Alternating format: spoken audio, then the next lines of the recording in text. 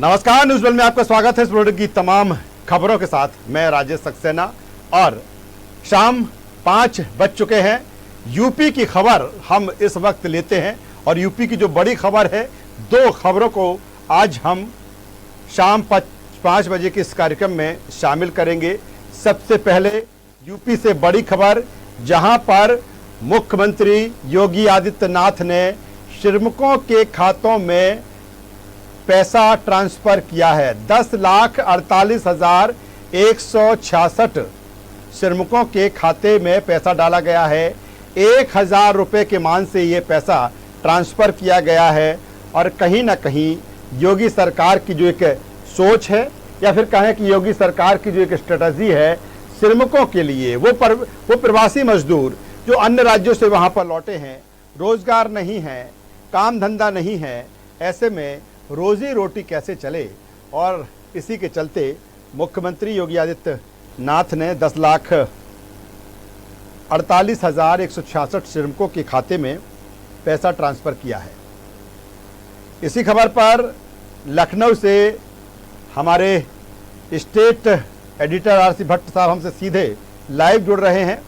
भट्ट साहब, जिस तरह से मुख्यमंत्री योगी आदित्यनाथ लगातार ये कहते आए हैं कि श्रमिकों को चिंता करने की बात नहीं है, जो प्रवासी मजदूर बाहर से लौटे हैं उनके लिए भी सरकार गंभीर है, और अब जिस तरह से 10,48,166 श्रमिकों के खातों में पैसा ट्रांसफ़र किया गया है, आपसे अपडेट जानना चाहेंगे कि किस तरह की ये एक पहल मुख्यमंत्री योगी आदित्यनाथ की तरफ से और किस तरह से मदद श्रमिकों को।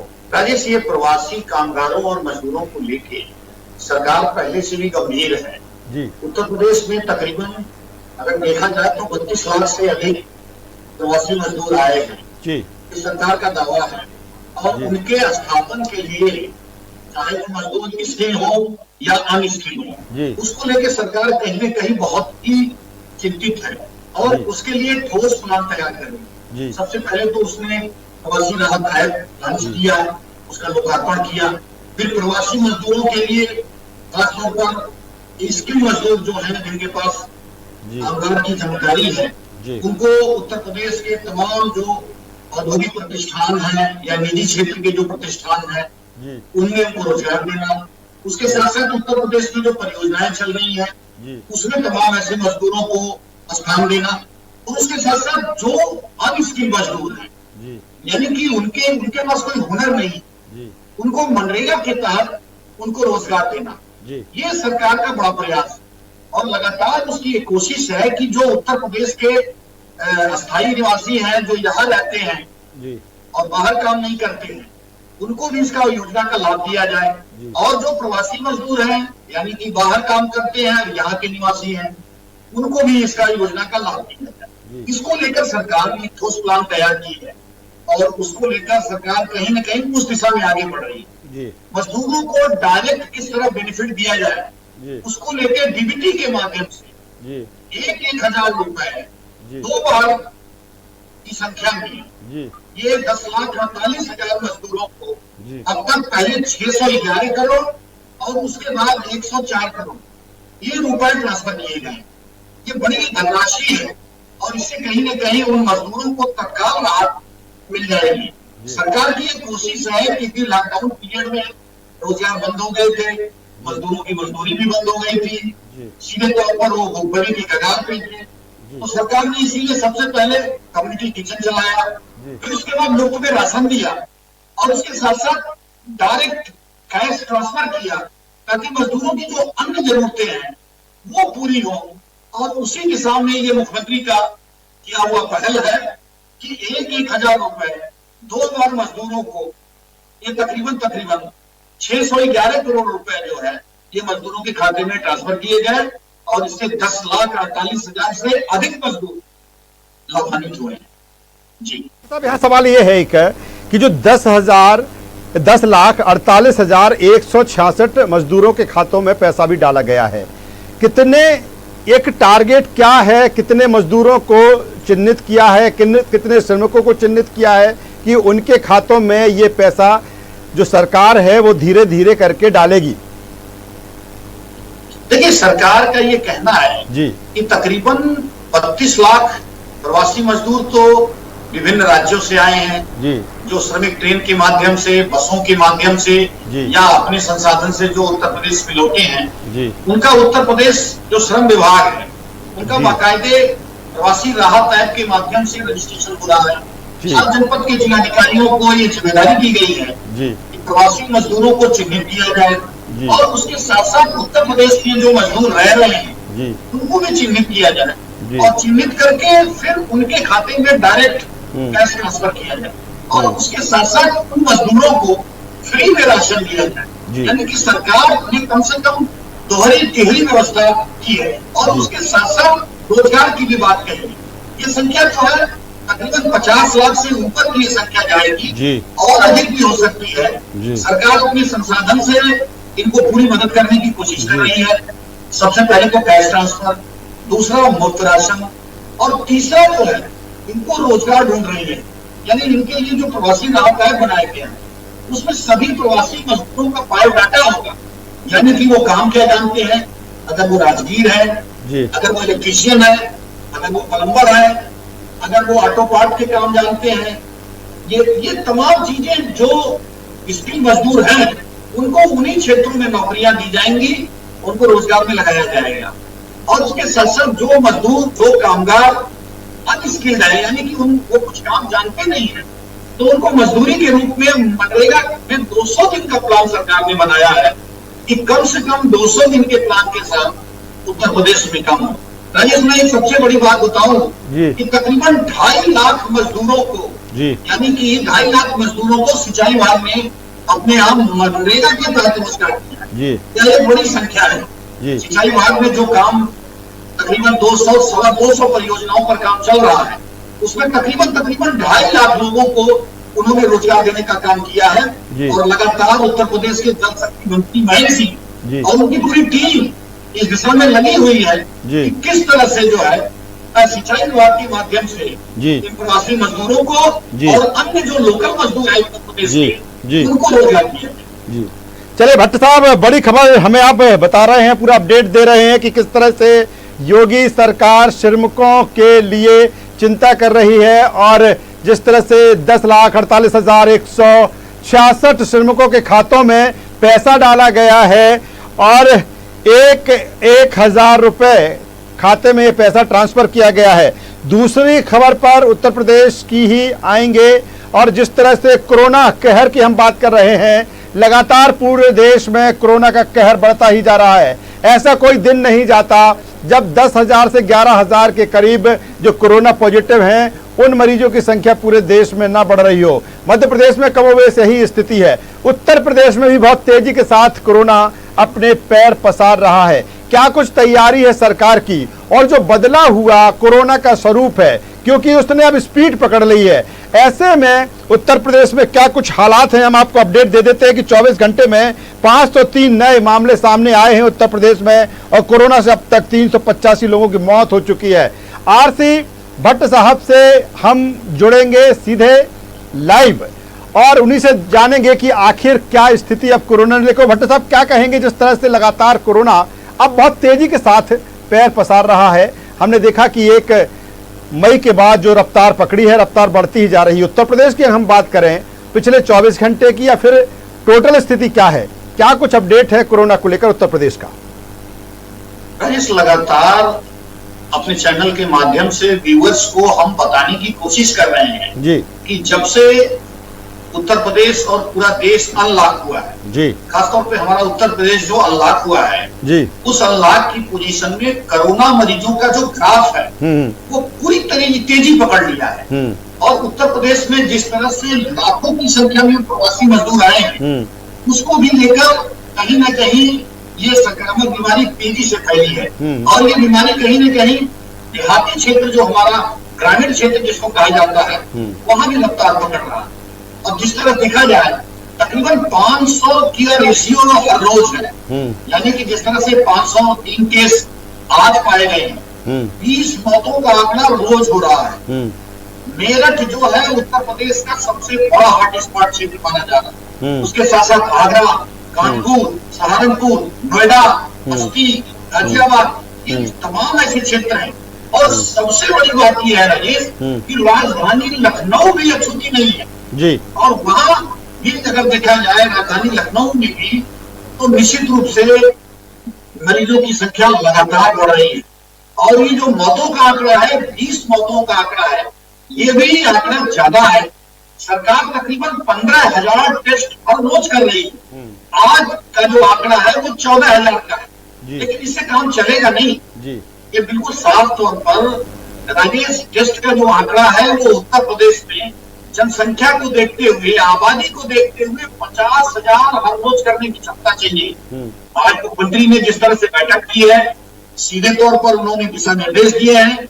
मैं उन चीजों पर आपको बताना चाहूंगा कि ऑक्सीजन सप्लाई, वेंटिलेटर की व्यवस्था, कोविड हॉस्पिटलों को अपडेट करने का, और उत्तर प्रदेश के जितने भी अस्पताल हैं जिनको कोविड अस्पताल L1, L2 या L3 बनाया गया है, उसमें तमाम वो सुविधाएं ये प्रदान करने की बात मुख्यमंत्री ने कही है। लेकिन सरकार कहीं इस दिशा में कोशिश कर रही है, लेकिन अधिकारी उस तरह से काम नहीं कर पा रहे हैं जिस तरह से उनको करना चाहिए, और उसमें वो पिछड़ते जा रहे हैं। अब सरकार ने कहीं न कहीं ये जनता के पाले में भी डाल दिया है। उन्होंने ये भी कहा है कि जनता को अवेयर करने की कोशिश करनी चाहिए, क्योंकि इस बीमारी का कोई इलाज नहीं है। बट साहब, जिस तरह से अब बात कही जा रही है, आपने जिक्र किया कि अनलॉक के बाद की जो स्थिति है, हमने लॉकडाउन में भी देखा, और अनलॉक जब से हुआ है तेजी के साथ संक्रमण बढ़ रहा है। अब देश के प्रधानमंत्री नरेंद्र मोदी 16 और 17 तारीख को अलग अलग जो राज्यों के मुख्यमंत्री हैं, 16 तारीख को जहां संक्रमण कम है वहां के मुख्यमंत्रियों से वो चर्चा करेंगे, चाहे हम उत्तराखंड की बात कर लें या केरल की हम बात कर लें। और 17 तारीख को जिस तरह से जहां संक्रमण ज़्यादा है, चाहे हम उत्तर प्रदेश उसमें हो, चाहे मध्य प्रदेश हो, इसके बाद महाराष्ट्र में जो स्थिति है, गुजरात की बात कर लें, राजस्थान की बात कर लें, तो क्या जो और जिस बात को लेकर अब लगातार चर्चा की जा रही है कि लॉकडाउन, क्या अगर इसी तरह संक्रमण बढ़ता है तो फिर केंद्र सरकार या फिर केंद्र सरकार की गाइडलाइन पर राज्य सरकार लॉकडाउन के लिए फिर से विचार कर सकती है? क्या कुछ आपको संकेत मिल रहे हैं उत्तर प्रदेश को लेकर? राजेश साहब, स्थिति बहुत ही कठिन है जी, क्योंकि एक तो पहले 70 दिनों से जो लॉकडाउन अधिक समय से चला जी, और जो लॉक की पोजीशन थी पूरी तरह से जी, उसमें जनता जो है उनको बहुत ही असुविधाओं का सामना करना पड़ा जी, पूरी तरह से वो अपने घरों में कैद थी जी। अब अपने को ढर्रे पे आने की कोशिश कर रही जी, यानी कि हर व्यक्ति अपने दफ्तर जा रहा है, पटरी व्यवसायी अपना काम शुरू कर दिए हैं, दुकानें समय से खुल रही हैं, हर चीज पटरी पे आ गई है। लोग जो सरकारी कर्मचारी हैं वो अपने दफ्तरों में जा रहे हैं, सोशल डिस्टेंसिंग का पालन कर रहे हैं, मास्क लगा रहे हैं, और जिंदगी पूरी तरह से रोजगार की दिशा में बढ़ रही है। क्योंकि अगर लॉकडाउन किसी चीज की बहुत बड़ी समस्या का हल नहीं है, अगर हम कोविड-19 की बात करें तो लॉकडाउन ही इसकी हल नहीं है। मरीजों को संख्या को कम किया जा सकता है, संक्रमण को थोड़ा रोका जा सकता है, लेकिन जिंदगी की वो रफ्तार को एकदम से रोका नहीं जा सकता। हम 1 वर्ष के लिए, 6 माह के लिए, 2 साल के लिए लॉकडाउन नहीं कर सकते। सरकार इस बात को पहले से भी जानती थी, और योगी आदित्यनाथ ने अपनी मीटिंग में साफ तौर पे कहा था कि हम जनता को कब तक उनके घरों में कैद कर सकते हैं, ये बहुत ही अलग काम होगा। अब जनता के पास और भी जरूरतें हैं उनकी, तो उन जरूरतों को लेकर सरकार एक बार अनलॉक कर चुकी है। उनको मालूम है कि देश की इकोनॉमी है जो है वो बिल्कुल समाप्त हो जाएगी, लोगों के रोजगार खत्म हो जाएंगे, लोगों के आय के साधन बंद हो जाएंगे, और उसके साथ साथ लोग भुखमरी की कगार पे आ जाएंगे। तो आगे चलकर देश में गृह युद्ध की नौबत आ जाए। ये बहुत स्थिति खराब है। इनको मालूम है कि जनता विद्रोह कर सकती है अगर 6 महीना लागू, तो अब उस कंडीशन में लॉकडाउन करने की बात नहीं है। और कहीं न कहीं इस दिशा में सरकार जो नियम बनाए हैं, भारत सरकार ने जो गाइडलाइन दी है, उत्तर प्रदेश सरकार ने जो गाइडलाइन दी है, उसी गाइडलाइन के आधार पर जनता को काम करना है। मरीजों की संख्या लगातार बढ़ रही है, सरकार को ये मालूम है, सरकार बार बार ये इनकार कर रही है कि संक्रमण जो है सामूहिक नहीं है। लेकिन भट्ट साहब, काफी अहम बात आप कह रहे हैं कि एक तरफ कोरोना से जंग लड़ना है और दूसरी तरफ कैसे आर्थिक मोर्चे पर देश मजबूत हो, प्रदेश मजबूत हो, लोगों के आय के साधन मुहैया हो और खास तौर पर जो गरीब तबका है, जो निचला तबका है, उसके सामने जो रोजी रोटी की समस्या है उसको पटरी पर लाया जाए। लेकिन जिस तरह से संक्रमण ने रफ्तार पकड़ी है, तो ऐसे में क्या एक पहलू यह भी हो सकता है कि जहां पर ज्यादा कोरोना का कहर है, जिन क्षेत्रों में, उसको ही लॉकडाउन किया जाए, उसको ही निगरानी में ज्यादातर रखा जाए, और जहां पर उतना असर नहीं है उसको खुला रखा जाए। तो ये विकल्प भी एक सरकार की तरफ से हो सकता है। राजेश, यही व्यवस्था उत्तर प्रदेश में चल रही है जी। हम सरकार ने जो हॉटस्पॉट क्षेत्र चिन्हित किए हैं जी उत्तर प्रदेश में, जैसे अगर हम मेरठ की बात करें, लखनऊ की बात करें या फिर कानपुर की बात करें, तो इन तमाम जगहों पर सरकार ने उन तमाम क्षेत्रों पर हॉटस्पॉट चिन्हित किया है जहां कोविड-19 के मरीज पाए गए, और आज भी कोविड-19 के मरीज जहां पाए जा रहे हैं, सरकार उन जगहों को हॉटस्पॉट क्षेत्र घोषित कर दे रही है और पूरी तरह से उसको सील कर दे रही है, और वहां लगातार उसकी सैनिटाइजिंग की व्यवस्था, वहां पे जांच की व्यवस्था, ये लगातार करने की कोशिश कर रही है। तो यही प्रक्रिया सरकार को करनी पड़ेगी।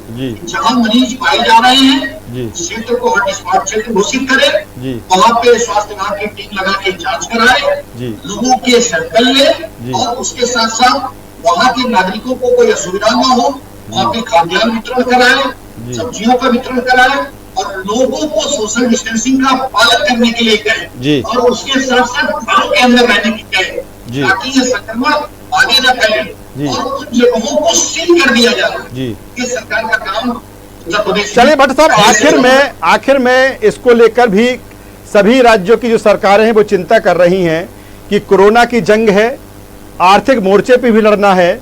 ऐसे में कानून व्यवस्था भी एक बहुत बड़ा सवाल है, क्योंकि जिस तरह से सभी राज्यों में ये आशंका जताई जा रही है कि जिस तरह से कोरोना के चलते लोगों के सामने रोजी रोटी की समस्या हुई है, रोजगार की समस्या हुई है, ऐसे में चाहे हम लूट की वारदातों की हम बात करें, चाहे नकबजनी की हम बात करें, चाहे अपहरण की हम बात करें, चाहे अन्य तरह की जो वारदातें हैं इसको लेकर, वो ऐसे में प्रदेश सरकार की बात करें उत्तर प्रदेश की, तो इसके लिए कानून व्यवस्था को लेकर कोई बैठक या किसी तरह का कोई एक्शन अभी नजर आ रहा है उत्तर प्रदेश में?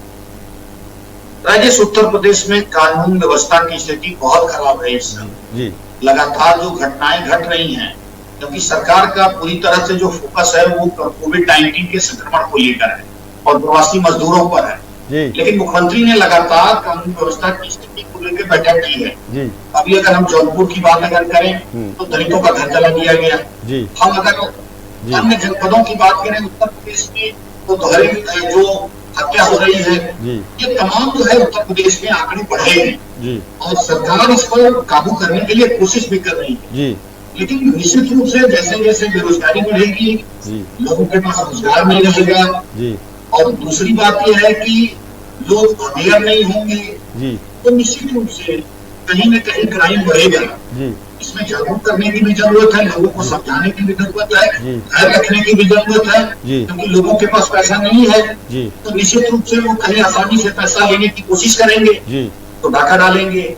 और दूसरी बात, इसी कोरोना काल में क्योंकि सरकार का पूरा तरह से ध्यान संक्रमण की तरफ से है, पुलिस भी पूरी तरह से उसी में काम कर रही है, तो कानून व्यवस्था की स्थिति बिगड़ने में लोग बदले की भावना से काम कर रहे हैं, लोग हत्याएं हो रही हैं, तो ये सरकार को कहीं न कहीं इस पर विशेष ध्यान देने की जरूरत है, क्योंकि जिस तरह के बहुत सारे केस उत्तर प्रदेश में इस समय हो रहे हैं, उसको लेकर सरकार।